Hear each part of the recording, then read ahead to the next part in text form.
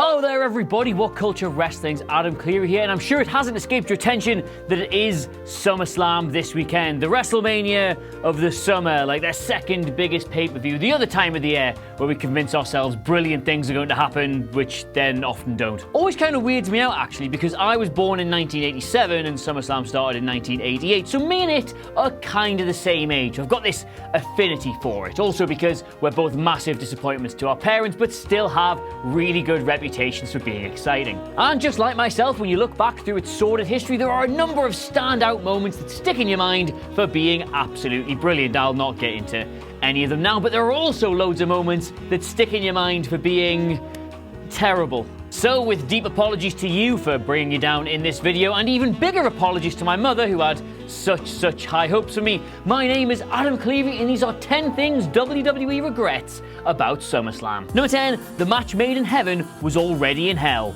SummerSlam 1991.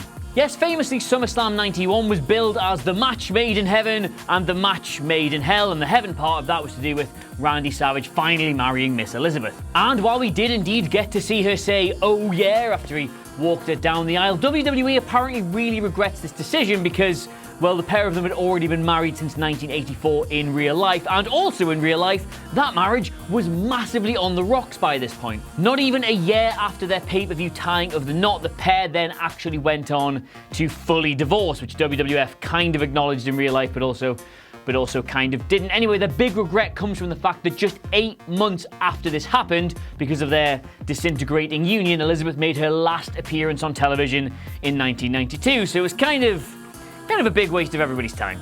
Number 9, Mean Gene's F-bomb, SummerSlam 1989. Mean Gene, God rest his soul, was the absolute best. Any of us that grew up in the late 80s, early 90s will remember so vividly his work as a presenter, as a host, as an interviewer, all the backstage stuff. He was one of the voices of wrestling. He was a consummate professional. Well, I say he was a consummate professional. He was, aside from that one little incident in 1989 where interviewing Bobby the Brain Heenan and ravishing Rick Rude, I want to say a sign, didn't it? A sign fell off the wall during his interview and he just sort of looked at it and went, F it. I mean, don't get me wrong, this is one of my favourite moments from SummerSlam. Mean Gene saying F it on live television goes down in the wrestling annals for top banter, but it is A, very naughty word, which WWE don't want people saying on television ever, and B, it really did expose how cheap that set was, so yeah, regret. Number 8, putting the custody of a child on the line. SummerSlam 2005. Now yes, we do sort of look back on this match as another slice of high banter, but this was WWE at their most Russo. The thing is, a ladder match between Rey Mysterio and Eddie Guerrero is the kind of thing that gets that, what do you call that bit in your mouth? You know, where you really want to take, you're not even just salivating, are you? You can like feel it here. You get it, you get it there. Like that's what that match does to you. It gets you really wet for it. Let's say that. But then they decided to make it about the custody and the parentage of a child. And that was just, didn't need that.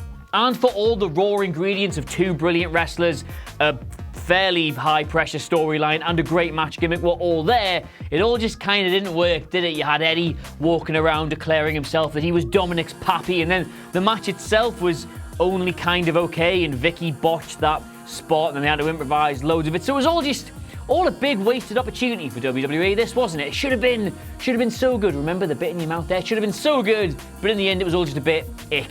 Number 7, Shawn being Shawn.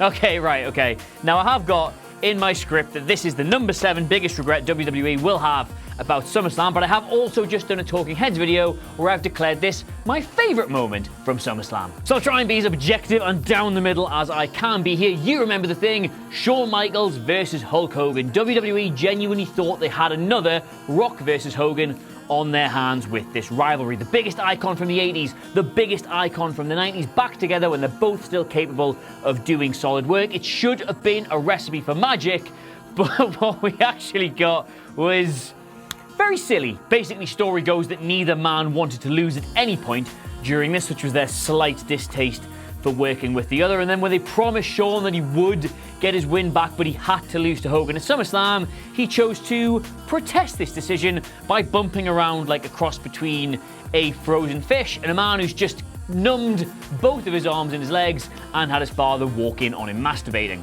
And the thing is, the reason I like it, but probably still one of the reasons WWE massively regrets it, is it becomes a match within a match. Like, we're meant to just buy this rivalry with Shawn as the heel and Hogan as the face, but you can see from the way he oversells and just makes a mockery of the whole thing that there's another rivalry going on underneath, the rivalry of their two egos. And for me, Jeff, it kind of informs a better bit of storytelling, albeit accidentally. But yeah, but no, I can see why if you're the company that's paid a lot of money to make this happen, you'd hate it, because, well, it all looks stupid, doesn't it? Number 6, dropping the ball on the Nexus, SummerSlam 2010. Oh, God, this one, right. So WWE had in their hands, didn't they, this just brilliant storyline with the Nexus. All the NXT guys got binned off and not signed, and they came back and they took on the very company that didn't want to use them, and they all looked like big deals. Barrett looked like a bona fide main event, and they had the entire rest of the card stacked full of, as it proved to be, worthwhile talent. And all they had to do to make this story great was have them go over Cena. And they didn't go over Cena.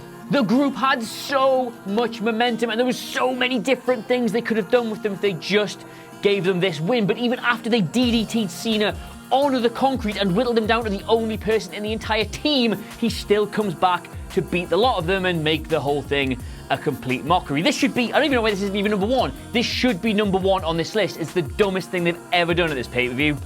Maybe. Number 5, not making Vader WWE Champion, SummerSlam 1996.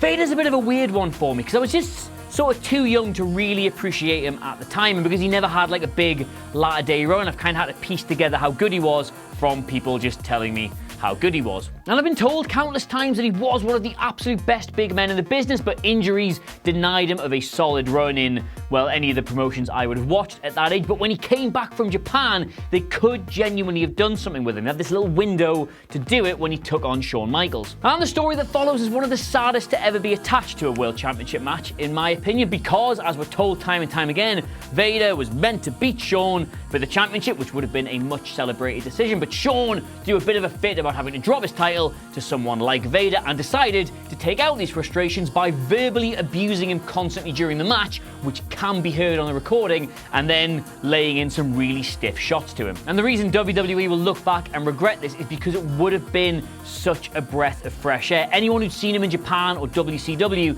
knows this was one of the greatest times in Vader's career, and he could have genuinely gone on a really, really interesting run with that belt. And the only time to really do it was in this match, because it would have established him as a huge main event player. And in the end, he just jobbed out to Shawn, because Shawn was being Shawn. Number 4, actually advertising Shawn versus Sid, SummerSlam 1995. Not really too much to say on this one, just that WWF extensively advertised that you were getting Shawn versus Sid at SummerSlam. They made a big deal about it. They did a storyline behind it where Sid was angry. He blamed Shawn for costing him the WWE Championship, or the WWF Championship, whatever, and was going to take his Intercontinental Championship instead as punishment. They did a big build to it, and then changed their mind 2 weeks before the show and did Shawn versus Razor instead, and just sort of hoped that nobody would notice. But it's 2019, and we're still talking about it, so yeah, they regret that. Number 3, the event was once pre-taped, SummerSlam 1992.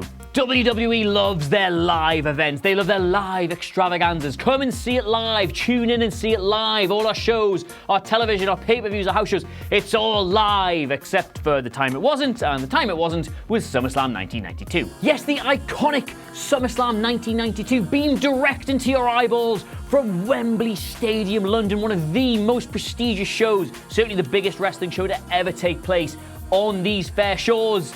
Actually happened 2 whole days before most of the audience saw it. It was taped on August the 29th and it went out on August the 31st. And if you go and watch it back, even on the American broadcast version of it, it constantly says live, and Vince McMahon and Bobby Heenan constantly tell you that it's live, and it wasn't. That was a big old lie. Admittedly not a bad one, because we didn't really have the internet back then, so you couldn't really spoil anything, and I doubt anybody knew the results ahead of time, and it probably felt live because it was kind of live in a way, but still it wasn't live, and they kept saying it was live, and if I have to say the word live once more, I'm going to die. Number 2, being committed to the main event, SummerSlam 1991. Now, this is one of those stories that comes up under a lot of different contexts. It's one of WWE's biggest ever controversies, one of the biggest backstage dramas, one of the biggest wrestling paydays, probably one of Vince McMahon's biggest ever regrets. Well, professional regrets, anyway. I'm sure he's got like loads of really weird personal ones involving like 3 women and the bathtub and milk and oil and like no doors without locks on.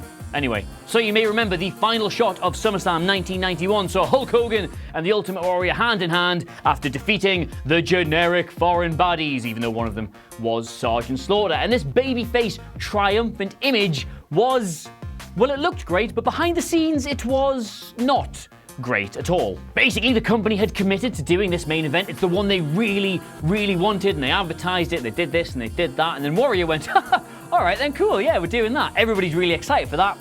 I want $500,000 or else I'll just no-show. Now, don't get me wrong, in today's parlance of the fees wrestlers are paid, indeed the fees sportsmen are paid and whatnot, doesn't seem like a lot, but at the time this was extortion. This was an absurd sum of money, but they'd invested so much into the show, into the very match, Vince sort of couldn't afford not to pay it. It was effectively a form of blackmail, and apparently Slaughter and Hogan both offered to beat the crap out of him afterwards, but he got his way and they got their match. Tell you what though, one list that entry won't make it onto is top 10 stories about Vince McMahon and the Ultimate Warrior, because that wouldn't even make the top 10, would it?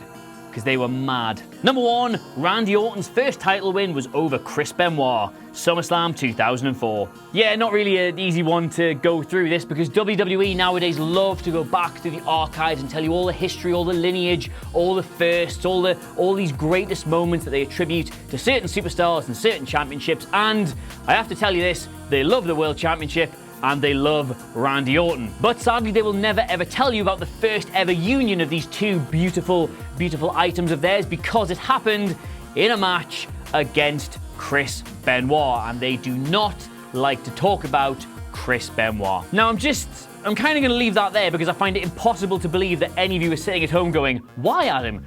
Who is that? So rather than going into all the mucky details and the police notes and the horrifying things that went on with that man, it's just obvious, isn't it? They regret having him win his first World Championship against Chris Benoit because they don't ever want to remind you about Chris Benoit. And the weird thing is, for all the things on this list, this is probably the only one that WWE can't really look back on and put too much blame on themselves for. Like, yes, you can attribute his condition and all the things that happened, but from a purely booking perspective, which is what 90% of this is, not really anything they could have done about that. It was a great match at the time, it was a worthy set of opponents, and it was a great way to establish Orton as a top guy in the company. He was a monster. So there you have it, those are 10 things WWE really regrets about SummerSlam. Admittedly, not as much as I probably regret doing this video in a hoodie when it's 24 degrees outside. Anyway, let us know what you made of it all in the comments below, and of course, don't forget to like, share, and subscribe. But in the meantime, though, thank you so much for watching. I've been Adam Cleary, a ray of summer in your slam. That'll do, and I'll see you soon. Bye.